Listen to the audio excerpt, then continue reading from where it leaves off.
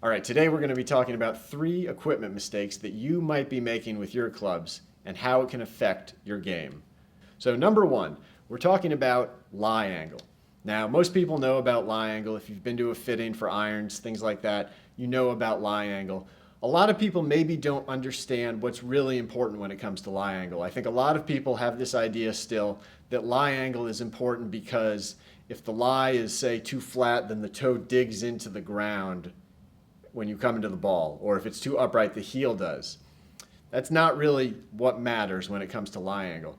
The important thing about lie angle is to understand that the changes in lie angle have an effect on the face, on the direction that the face is actually pointing. So if your lie angle is incorrect, you can make a perfect swing and have perfect alignment, and the ball will not go where you think it's supposed to go because the lie angle has actually changed the start line of that ball.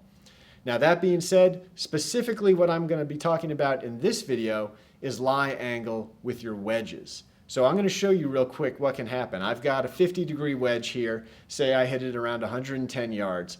It's got a 64-degree lie angle. But let's say that you aren't swinging the golf club so that you present it at a 64-degree lie angle. Let's say that you are 3 degrees off, either up or flat.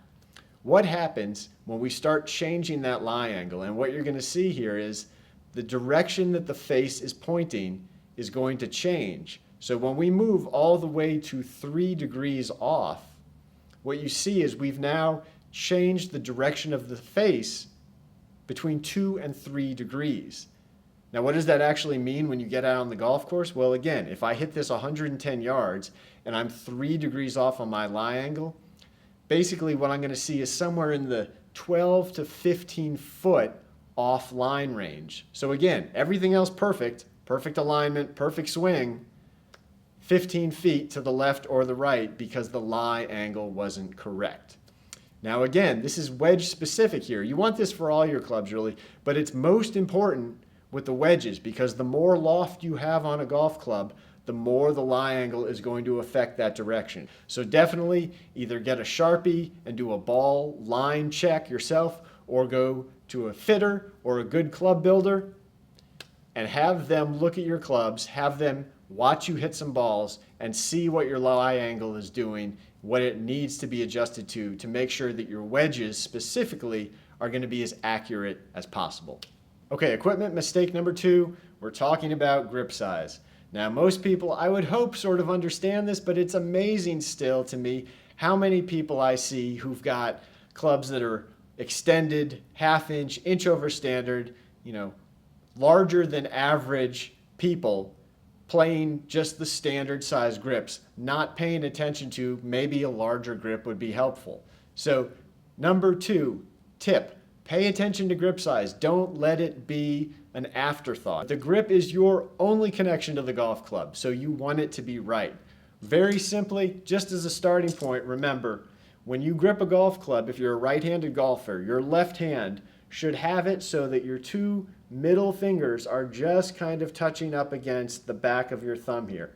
If if they're wrapped and dug in there, that grip is too small. Now, if there's a big space there, that grip might be too big. If you can actually get a bigger grip, or if you needed a smaller grip, and actually put it on a golf club and test it, that is going to be the best way to figure this out. Because yes, you can check it like that, or yes, you can do some sort of hand measurement, or yes, you can even go into a golf store and just sort of handle the different grips and say, oh, this one feels better or worse because it's bigger or smaller. But unless you actually have one of those grips, a bigger or a smaller grip, on a golf club and you can actually hit it, you're still just kind of guessing. So my tip would be, if you've got the ability, if you come into Elite Fit Golf, we can definitely do this. You can actually hit different grip sizes on a golf club and figure out what grip size is going to be best for you. So don't forget about your grip size. Pay attention to it, because in many cases, people are just playing the grips that came on a club, or it's just an afterthought, and it really needs to be at the top of your list. Okay, final equipment mistake that people are making. This has to do with your putter and the loft. Most people, I would say, probably never pay any attention to the loft on your putter. They may not even understand that the putter has loft, but a putter has loft. The important thing to realize with any putter is not what the number is, not what the loft is, because that by itself doesn't get you anywhere. You need to understand what that putter loft is when you actually swing it. So depending on how you swing the putter, if it looks more like this, if it looks more like this at impact, all of these things are important when it comes to the loft. Now, very simple way to check this, if you want to just do it out on the golf course, go out to the golf course. Early in the morning is the best time to do this when you've got some dew on the ground, and just hit some putts and look what that trail, that water trail looks like when you roll some putts. What you ideally want to see is a nice smooth trail that starts just a few inches after where you strike the ball. Now, if it doesn't look like that, if you've got a lot of hopping and jumping, or you've got a bigger gap or a smaller gap between where you made contact and where that line starts, well, then there might be a problem. Now, I'm going to be doing an entire video talking about how you can really sort of figure this out, check your own loft, and make sure it's right. But for this video, we're just going to say, once again, just something to be thinking about, something to be aware of. And again, if you're out at the golf course in the morning and you can do this, why not?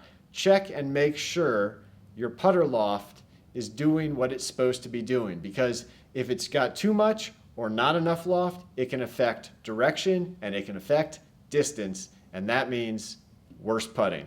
Okay, so those are 3 equipment mistakes that I see happen far too often with golfers of every ability level. So make sure, dial in the lie angle, specifically on the wedges.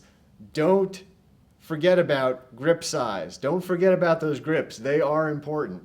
And 3, start thinking about your putter loft, because it can definitely make a difference. If you enjoyed this video, please go down below, like, comment, subscribe, hit the bell icon so you'll be alerted when I post new videos. And I have all my information down in the description of this video. So if you are interested in setting up a fitting or a consult or a custom build or a repair, my information is down there so you can get in touch with me.